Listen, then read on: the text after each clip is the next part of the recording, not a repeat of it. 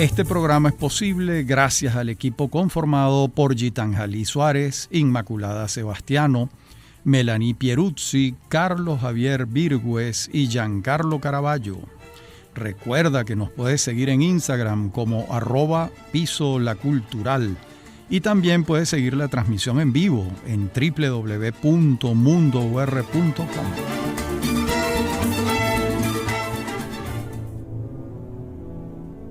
Bienvenidos a Venezolanos. En el tercer capítulo de esta serie, el Trienio Adeco, 1945-1948. Y en el programa anterior veníamos hablando de las controversias, el debate dentro de la Asamblea Nacional Constituyente. Y sobre este tema, el expresidente Rafael Caldera, en su libro De Carabobo a Punto Fijo, un libro del año 2008, afirma lo siguiente: las controversias eran tan agudas que frecuentemente se hacía indispensable la intervención moderadora del gran venezolano que fue Andrés Eloy Blanco, presidente de la Asamblea, a quien con justicia llamé el amortiguador de la Constituyente. Bueno, y conviene recordar que la tarea amortiguadora la adelantaba el poeta Blanco con el recurso del humor, un recurso del que él era un maestro. Veamos ahora otros aspectos resaltantes de la Carta Magna del año 47 en materia de ciudadanía. Y una vez que la nueva Constitución fue sancionada el 5 de julio del año 47 en sesión solemne, exclusivamente dedicada para tal fin, con la presencia del Poder Ejecutivo y palabras especiales del presidente de la Asamblea y el presidente de la Junta Revolucionaria de Gobierno. Y con su voz característica, Andrés Eloy Blanco, como presidente de la Asamblea, afirmó: aquí está, en estas páginas, el objeto primordial de la revolución. Yo lo saludo y lo juro como soberano de mi derecho. Yo lo saludo y la juro como señora de mi conducta ciudadana. No la ofrecemos al mundo como obra perfecta, pero es hermosa, hermosa como su hermana primogénita. Nació del sufragio universal, contiene las más avanzadas providencias en legislación del trabajo, contiene lo más nuevo en la defensa social entre sus hojas. Con sus 4 pétalos abiertos está la flor de las 4 libertades. Muy bonito esto del poeta Andrés Eloy Blanco. Bueno, era un gran poeta. Y luego toma la palabra el presidente de la Junta Revolucionaria de Gobierno, Rómulo Betancourt. Hace el elogio de la Asamblea y de su fruto principal, la nueva Carta Magna. En su intervención igualmente breve destaca lo que a su juicio es lo principal de la nueva Constitución. Señala que ésta le devuelve la soberanía al pueblo al permitirle elegir su primer mandatario, castiga el peculado, descentraliza los recursos fiscales a través de un situado generoso, enfatiza el derecho del trabajo, destacando a la clase obrera, sienta las bases para la reforma agraria, establece las funciones apolíticas de las Fuerzas Armadas, así como su carácter profesional, por supuesto, propende al avenimiento de un patronato con la Iglesia Católica, incorpora a la mujer a la vida política, defiende y estimula la producción económica nacional, fija nuevas normas para la educación y la niñez, y también ratifica el respeto a la propiedad privada, limitando y condicionando su ejercicio, y voy a citar, de acuerdo con el pensamiento que informa la legislación contemporánea, hija legítima del clima revolucionario que satura nuestro tiempo. Fin de la cita. Como vemos, estaban colocándose los cimientos para la consolidación de una comunidad política democrática, en buena medida sobre la base de los partidos políticos, que a partir del nuevo marco constitucional forzosamente debían ser partidos de masas, ya que el voto universal y directo hacía de todo ciudadano un voto. Vamos a ver ahora los aspectos propiamente constitucionales de la nueva Carta Magna. Lo primero que advertimos al leer la Constitución Nacional de 1947 es que los derechos sociales toman un lugar preeminente por su número y su importancia. Esto no quiere decir que los derechos individuales hayan sido disminuidos o suprimidos. Lo que ocurre es que el peso de los derechos sociales se hace evidente por su novedad. Esto es lógico que se presente así, ya que a partir de la crisis de los años 20 y 30 en los Estados Unidos y Europa, se impuso una reforma del papel del Estado en el mundo occidental. También bajo la presión del surgimiento del mundo socialista soviético a partir de 1917. Esta situación mundial naturalmente se reflejó en las formulaciones jurídicas que tendieron a considerar con mayor interés los derechos sociales o comunitarios que los individuales, que en muchos sentidos ya eran conquistas establecidas desde casi 2 siglos antes.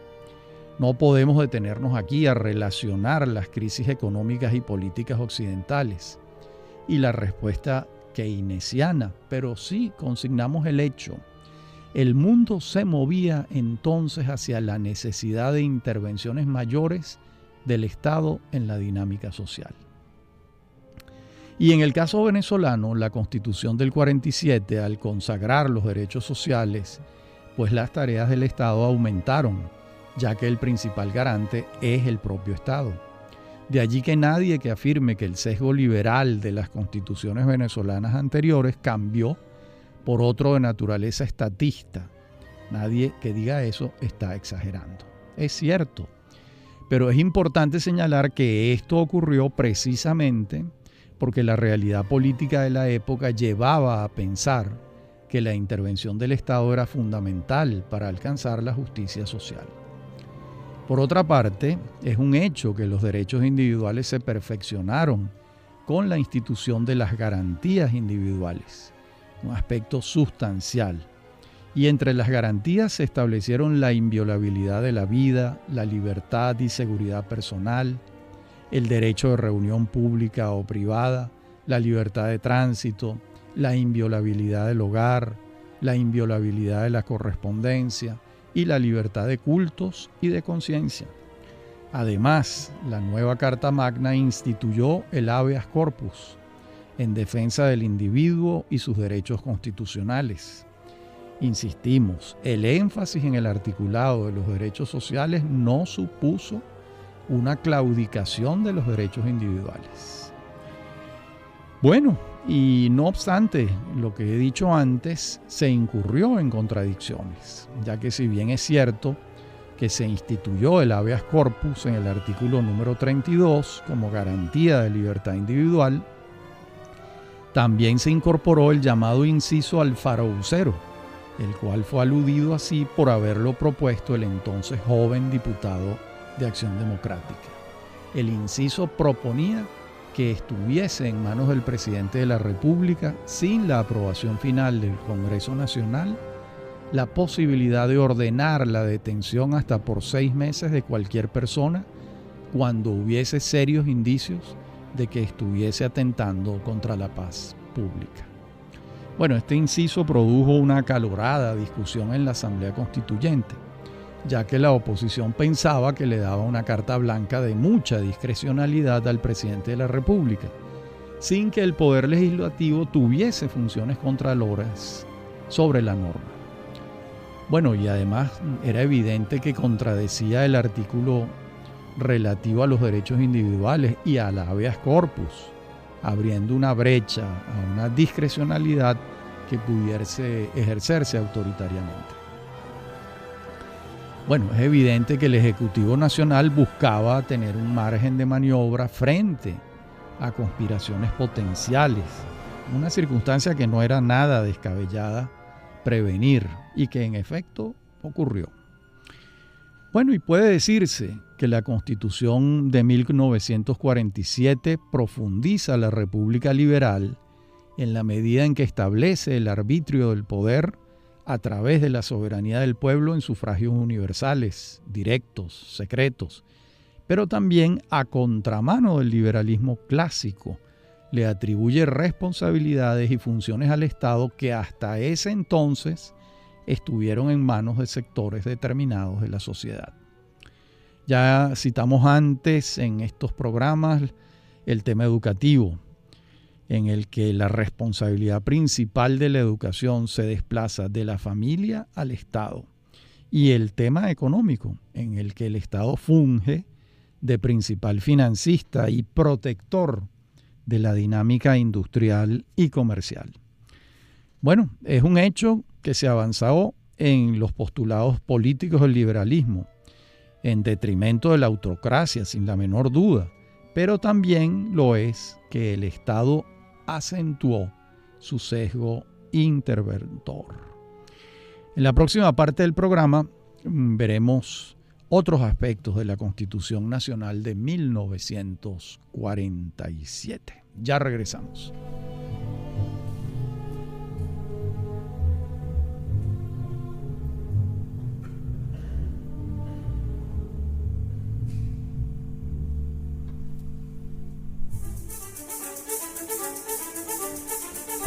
En breve continúa Venezolanos. Somos Unión Radio Cultural.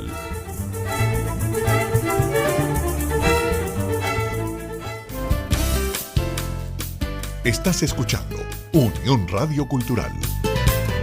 Este y otros programas de Venezolanos los puedes oír en formato podcast a través de Anchor.fm. Para alguna sugerencia sobre este espacio, pueden escribirnos al correo rafaelarraiz@hotmail.com. Somos Unión Radio Cultural.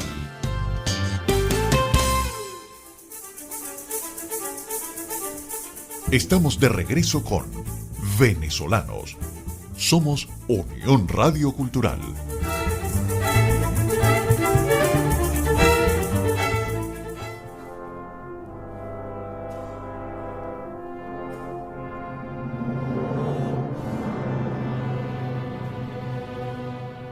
Bueno, y es justo señalar la importancia de la Constitución Nacional del 47 en relación con otros textos constitucionales venezolanos. La doctrina señala que el Acta de Independencia del 5 de julio de 1811, aunque no es exactamente una carta magna, dado su carácter fundacional, puede ser tenida como tal. En todo caso, la Constitución Nacional de 1811, posterior al Acta, es de una importancia indudable. También lo son las constituciones de 1819, bajo la égida del pensamiento constitucional bolivariano. La de 1830, que consagró la separación de Venezuela de la República de Colombia, y además era ecléctica entre el centralismo y algo de federalismo. La de 1858, muy importante porque fue la primera que consagró las elecciones directas. Hasta ese momento fue la más democrática. La de 1864, que consagró el federalismo, todavía más descentralizadora que la anterior. Y la de 1947, que finalmente retoma las elecciones directas de la de 1858 y le añade su universalidad, lo que hizo de las mujeres sujetos políticos actuantes. Solo por este motivo, ya merece ser señalada entre las constituciones que introducen cambios sustanciales en la vida nacional. Bueno, y además un sector de la doctrina constitucional llega a la Constitución de 1961 tiene a la Constitución de 1961 como una de las de mayor importancia. Pero nosotros no nos inclinamos por eso, porque realmente la Constitución del 61 recoge casi todo lo que ya había establecido la de 1947. Bueno, si bien es cierto que no consagraron en su articulado las elecciones directas para las autoridades regionales, También es cierto que la Constitución del 61 dejó abierta la puerta en los artículos 22 y 29. Esto permitió que en el año 1989 se promulgara la Ley de Descentralización Política y Administrativa, sin necesidad de reformar la Constitución. En el artículo 22 de la Constitución del 61 fue donde se consagró esta posibilidad y se necesitó que pasaran 28 años para que la ley se dictara, cuando ya era evidente que la mora constituía una deuda con la descentralización de la República.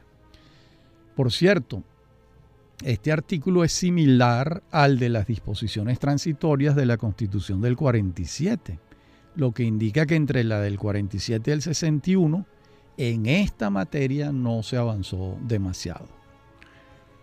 La Constitución del 61 consagró la no reelección inmediata, pero la permitió con 2 períodos presidenciales de por medio. Y al no consagrar la no reelección absoluta, favoreció el hecho de que los expresidentes, al no más abandonar el poder ejecutivo, comenzaran su campaña electoral con 10 años de anticipación. Este fue el caso de Rafael Caldera y de Carlos Andrés Pérez. Esta disposición de la Constitución no ayudó con la renovación de los cuadros políticos venezolanos. Si se hubiese consagrado la no reelección absoluta en la Constitución del 61 o la reelección por una sola vez, la historia de Venezuela sería otra. Finalmente, en relación con la Constitución del 47, coincidimos con la valoración del profesor Alan Randolph Brewer Carías, expresada en su libro Las Constituciones de Venezuela. Dice el profesor Brewer: este texto en la historia constitucional del país indudablemente que tuvo un carácter revolucionario, no solo en cuanto a técnica y expresión, sino en cuanto al contenido, pues desarrolló ampliamente los derechos sociales, limitó los derechos económicos y estableció el derecho al sufragio universal, directo y secreto, con lo cual se inició la democracia representativa en Venezuela. Bien, y además de lo afirmado por Brewer, es de hacer notar a su favor que estuvo vigente muy poco tiempo, porque ni siquiera 2 años. Es un hecho que lo consagrado por ella fue base para la del 61 y también para la de 1999. Bueno, vemos cómo un texto de brevísima vigencia, dado su contenido, incidió notablemente en los avatares políticos y constitucionales del futuro. Y veamos ahora la trama de los partidos políticos a partir del 18 de octubre de 1945. Un día antes del 18 de octubre de 1945, en Venezuela actuaban el Partido Democrático Venezolano, PDV, que respaldaba al presidente Medina Angarita, Acción Democrática, que se había creado en septiembre del año 41, los comunistas, organizados y legalizados a partir de la reforma que permitió su funcionamiento durante los últimos días del gobierno de Medina Angarita, y otras agrupaciones de menor significación. El gobierno de Medina envió señales contradictorias, ya que autorizó desde sus inicios la formación de partidos políticos, pero al momento de introducir una propuesta de reforma constitucional en 1945 no incluyó la elección universal, directa y secreta, lo que dejaba en suspenso la utilidad y el sentido de los partidos políticos autorizados para formarse. Estas reglas de juego de la comunidad política cambiaron a partir del 18 de octubre del 45, cuando la Junta Revolucionaria de Gobierno manifestó que su objeto principal era la convocatoria de una Asamblea Nacional Constituyente que redactara una nueva Carta Magna que permitiera finalmente el sufragio universal y directo, y en consecuencia la articulación de partidos políticos con miras a unas elecciones universales, que es una condición indispensable para la constitución de organizaciones de masas sin distingo de sexo ni de condición educativa. Y esta comunidad a la que se invitaba a formar parte no era otra que la de la democracia representativa, en la que los partidos políticos funcionan como pieza fundamental del pueblo organizado para el logro de sus objetivos. La invitación consistía en la construcción de una comunidad política donde el epicentro del poder se desplazaría desde las cúpulas militares de la hegemonía militar tachirense al pueblo, en ejercicio de sus derechos constitucionales electorales. El cambio no era menor, evidentemente, suponía un desplazamiento de radical importancia.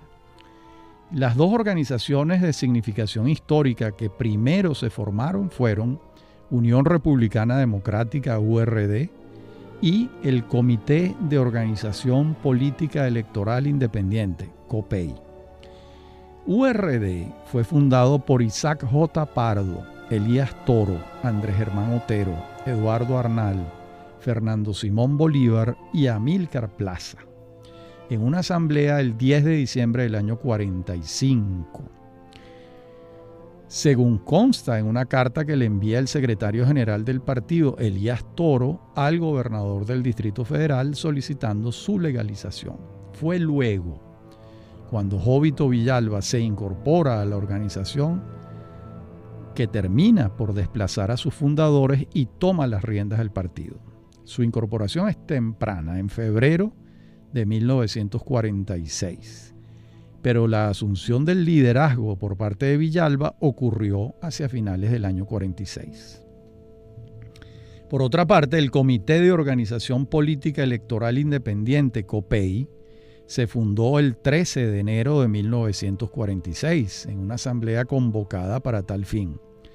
Resultaron electos integrantes del Comité Ejecutivo Central los señores Pedro del Corral, Eduardo Fleury Cuello, Lorenzo Fernández, J.B. Blasini, Carlos Otto, Rafael Caldera, Benito Galíndez, José Antonio Pérez Díaz, Henry Castillo Pinto, Edesio Larriba Araujo, entre otros.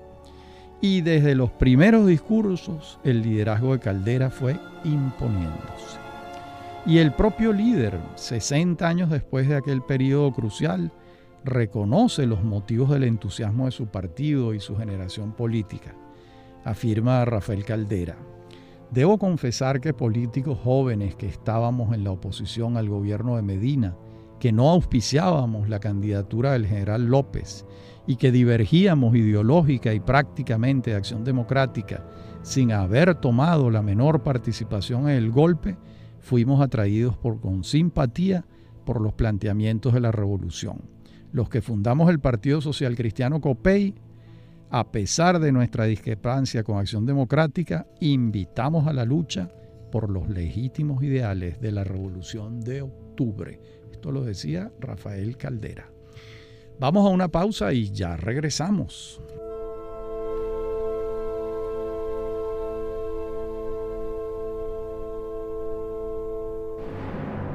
Bien, y ambos partidos, Acción Democrática y el Partido Comunista, comenzaron a prepararse para los comicios, al igual que COPEI y URD, por supuesto.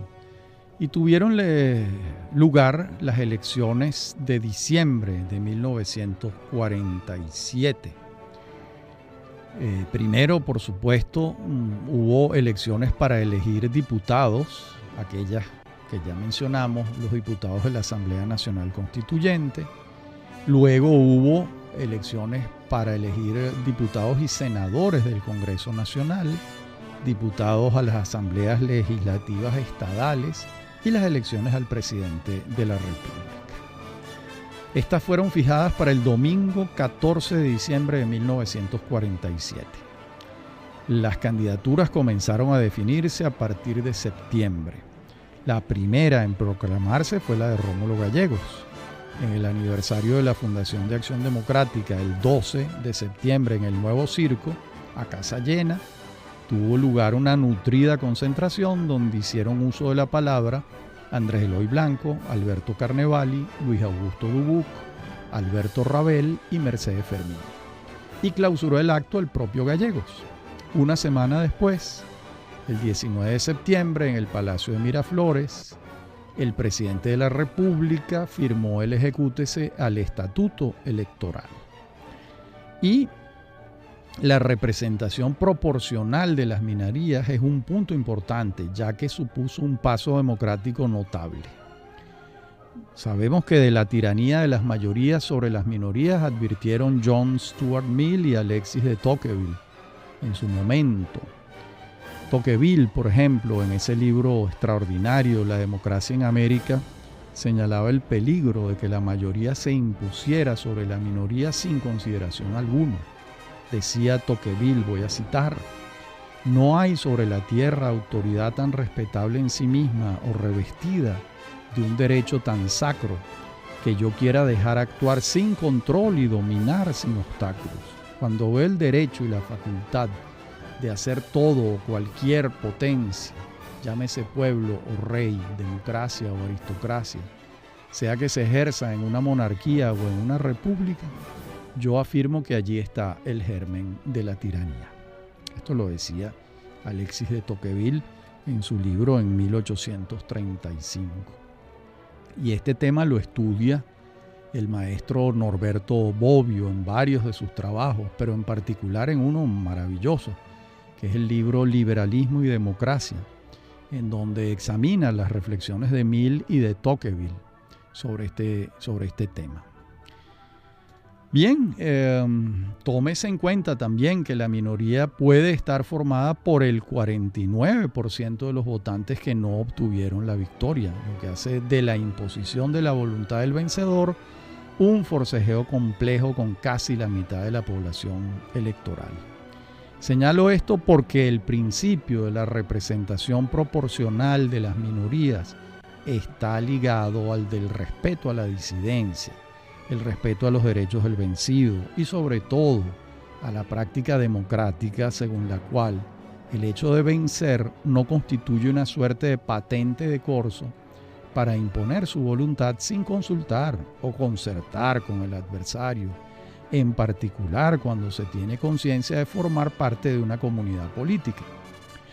Bueno, y la asunción de este principio denotaba entonces, en 1947, una conciencia democrática importante, ya que daba por sentado que el adversario estaba constituido por un grupo significativo con el que se hacía imperativo convivir, y no se trataba de un conjunto al que había que exterminar, sino era un socio que estaba participando en un juego, respetando las reglas de ese juego. Bueno, y no podemos dejar de señalar que la asunción electoral de la representación proporcional de las minorías fue un paso notable. Y eso se dio a partir de la Constitución del 47, que consagró el espíritu democrático anunciado por la Junta Revolucionaria de Gobierno. No es un logro de poca monta garantizarle a las minorías políticas de un país su participación en el poder legislativo, incluso en el caso de tratarse de minorías verdaderamente ínfimas en proporción al resto del electorado. Por ejemplo, esto ocurrió, como puede comprobarse, con la votación del Partido Comunista de Venezuela y URD en las elecciones para diputados en la Asamblea Nacional Constituyente en el año 46. Cuando con el 3,62% y 4,26% de los votos tuvieron diputados que le representaron. Lo mismo va a ocurrir con el cociente electoral en el Congreso electo en el año 1947. Bueno, después la segunda candidatura en decidirse fue la de Gustavo Machado. Esto ocurrió el 6 de octubre del año 47, cuando el cuarto pleno del Comité Central del Partido Comunista de Venezuela eligió a su líder fundamental como candidato en la contienda presidencial. La campaña de Machado se centró en el ataque a Copey y Caldera, al Plan Marshall, al inciso Alfaro Ucero, al imperialismo yanqui, al lopecismo, al tiempo que abogaban por la elección directa de gobernadores y el respeto a la Iglesia Católica. Caramba, sorprendentísimo realmente. La tercera candidatura en proclamarse fue la de Rafael Caldera. En la segunda convención de Copey, el 25 de octubre, fue lanzada la candidatura del yaracuyano. El acto fue conducido por Luis Herrera Campins y hablaron en él Pedro del Corral, Néstor La Rosa, Rodolfo José Cárdenas y Rosa Varguillas. Y cerró el acto el propio Caldera, haciendo uso de sus dotes oratorias que ya eran notables. Los testimonios recogidos sobre el tono de la campaña electoral son diversos. Por una parte, se advierte el talante conciliatorio de Gallegos, quien se sabía ganador. Por otra, la retórica comunista, siempre antiimperialista. Caldera apelaba al optimismo, aunque sabía que perdía, y no dejaba de señalar el ventajismo del partido de gobierno.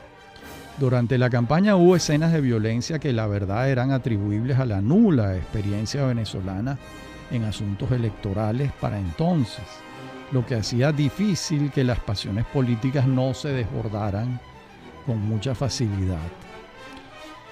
Bueno, y llegó el día indicado y los sufragios tuvieron lugar, dándose una vez más un ejercicio democrático. Se depositaron los votos para presidente de la República, diputados y senadores del Congreso Nacional, asambleas legislativas de los estados y consejos municipales del Distrito Federal y los territorios federales. Y el resultado de esas elecciones fue favorable a Gallegos, con 871.752 votos que representaban el 74,47% del electorado. En segundo lugar llegó Caldera con 262.204 votos, que representaban el 22,40% de los votos. Y de tercero llegó Gustavo Machado con 36.587 sufragios y el 3,12% de los votos. URD no presentó candidato presidencial, aun cuando su líder, Jovito Villalba, hubiera podido serlo, pero se impuso la tesis de no arriesgar su liderazgo. Bien, y el Congreso quedó compuesto de la siguiente manera. En la Cámara de Senadores, 38 de Acción Democrática, 4 de Copey, 1 URD, 2 de UFR, 1 del PCB y 1 de URD. En diputados, 83 de Acción Democrática, 16 de Copey, 4 de URD, 3 de UFR, 3 del PCB, 1 de PLP. Las asambleas legislativas de los estados, de 306 diputados, 244 eran de AD, 50 de Copey, 9 de URD y 3 del Partido Comunista. El Consejo Municipal del Distrito Federal quedó integrado de la siguiente manera: 14 concejales de AD, 6 de Copey, 1 del PCB, 1 de URD. En el territorio federal Amazonas, 3 de PLP, Partido Liberal Progresista, 2 de AD.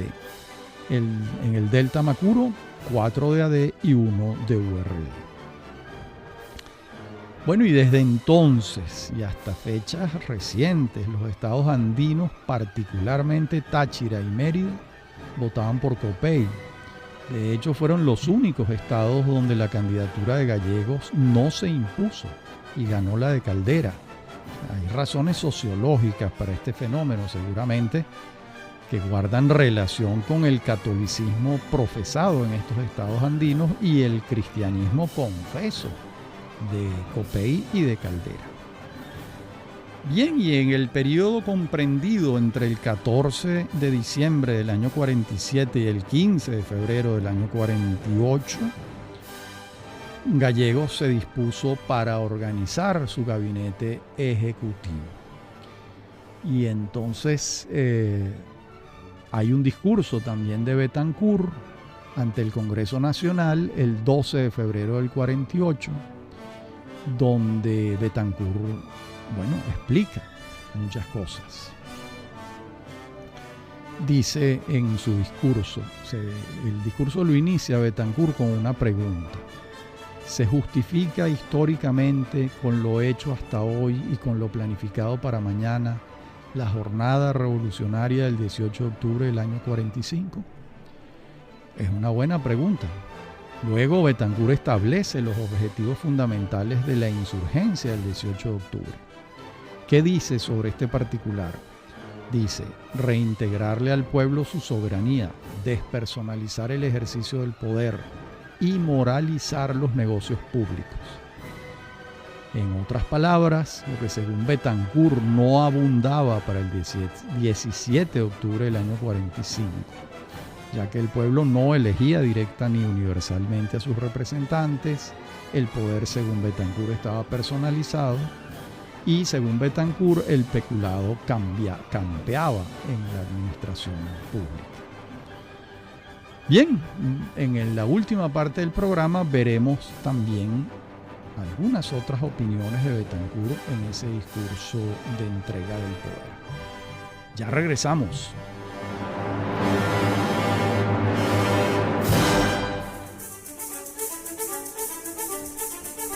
En breve continúa Venezolanos. Somos Unión Radio Cultural.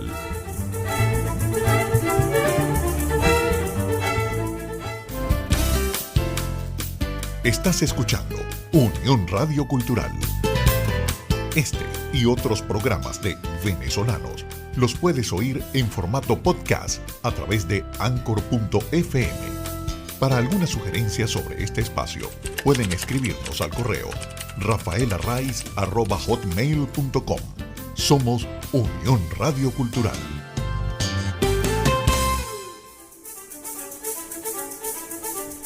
Estamos de regreso con Venezolanos. Somos Unión Radio Cultural.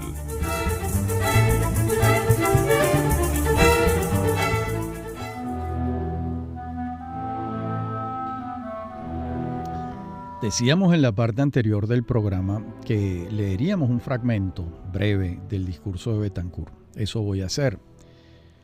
Dice Betancur: nadie podría honestamente desconocer cómo en la actualidad es el pueblo venezolano quien decide en los comicios la suerte de la república, y cómo el tradicional concepto de mando autocrático ha devenido impersonal función de gobierno, arquitecturado ya el Estado nuevo según las normas de una constitución que, sin hipérbole, es de las más democráticas de América.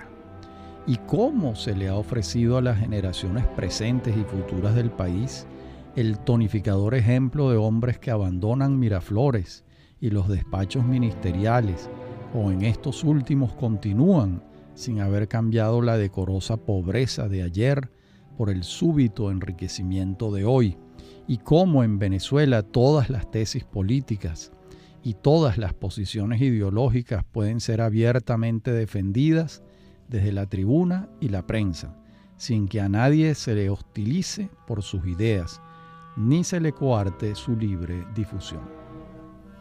Bueno, hasta allí Betancur. Soberanía, nueva arquitectura del Estado a través de la Constitución Nacional, probidad administrativa, libertades políticas.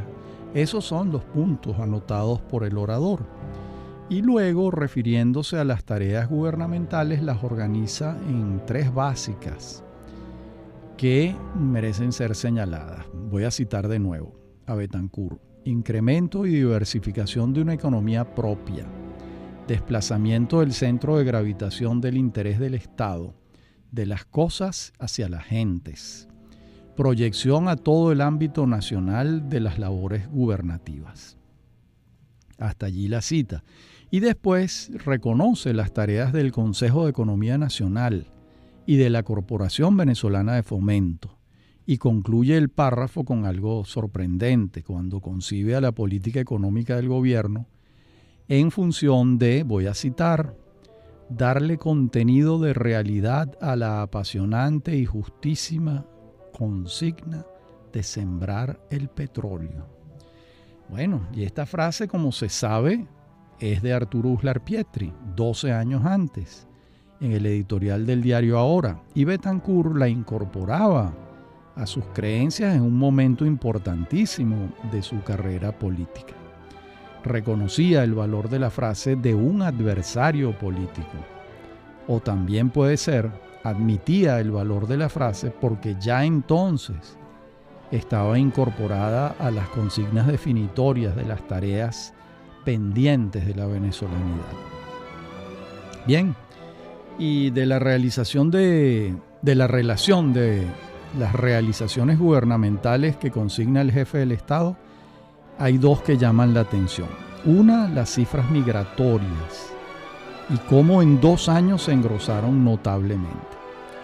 Dice textualmente, de 1939 a 1944 ingresaron al país apenas 3.500 inmigrantes. De 1945 a 1947 han llegado a Venezuela 16.000 extranjeros. Y lo otro que señala Betancur es la desaparición del paludismo. Y al final del texto le dedica párrafos extensos a lo hecho en materia sindical, poniendo un énfasis particular en este aspecto, y concluye confesando su emoción por estar rindiéndole un informe a un Congreso Nacional soberano. Bueno, termina el gobierno de Betancur, que curiosamente suele valorársele junto con el de Gallegos, sin atender a los matices que hubo.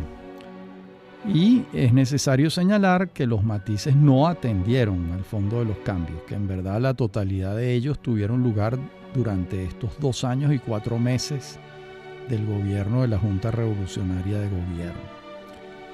Y en valoraciones como la de Ramón Velázquez en su ensayo Aspectos de la evolución política de Venezuela en el último medio siglo, publicado en el libro colectivo de la Fundación Eugenio Mendoza, Venezuela Moderna, 1926-1976. En relación con el trienio Adeco, dice Velázquez lo siguiente. Sin embargo, en los 3 años transcurridos entre 1945 y 48, habían ocurrido en el país grandes acontecimientos políticos y sociales que determinarían el rumbo del futuro de Venezuela. Se habían fundado y actuaron 4 partidos políticos, resultando sus efectivos en capas sociales que hasta 1945 fueron remisas al juego político. La captación de la masa estudiantil había alcanzado el nivel de la escuela primaria y de los liceos, pues acontecimientos como la promulgación del decreto 321 obligó también a quienes formaban el mundo antes exclusivo de los institutos religiosos privados a lanzarse a la calle.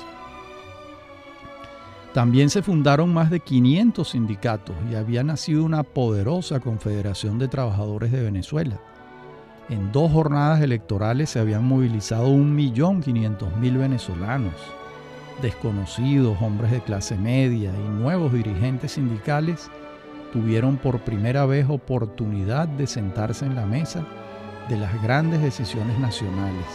Comerciantes y agricultores acababan de descubrir las ventajas, hasta entonces ignoradas, de vivir en un régimen de derecho en donde pudieran defender sus intereses. Sería imposible remontar el río de la historia. Hasta aquí Velázquez. Bueno, y todo lo afirmado comenzó a ocurrir antes del gobierno de Gallegos, pero no dejó de ocurrir durante el gobierno de Gallegos. Es importante destacar lo dicho por Velázquez en relación con la ampliación de los espacios de participación, un hecho que es indudable, que ocurrió a partir del 18 de octubre de 1945, ya que el juego político supuso la organización de partidos de masas, y a estos se incorporaron estamentos de la sociedad que estaban al margen de la comunidad política. Bueno, y quien afirme que la política venezolana se democratizó entonces, pues no está exagerando, ya que el escenario supuso la participación de rostros nuevos en la arena pública, obreros, dirigentes regionales, estudiantes, mujeres, alzaron sus votos y sus voces para opinar en asuntos que antes estaban reservados para una élite militar, empresarial, tecnocrática y en algunos casos intelectual. No cabe duda de que este proceso sociológico supuso un cambio, acaso más importante que el propiamente político, ya que fue cultural y de valores, así como de nuevos roles para los sujetos hasta entonces preteridos.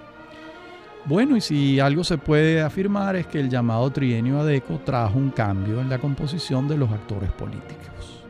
Hasta entonces, esta no contemplaba un elenco variopinto como el que emergió de los cambios. Nuevos sujetos, nuevos actores políticos, en pocas palabras.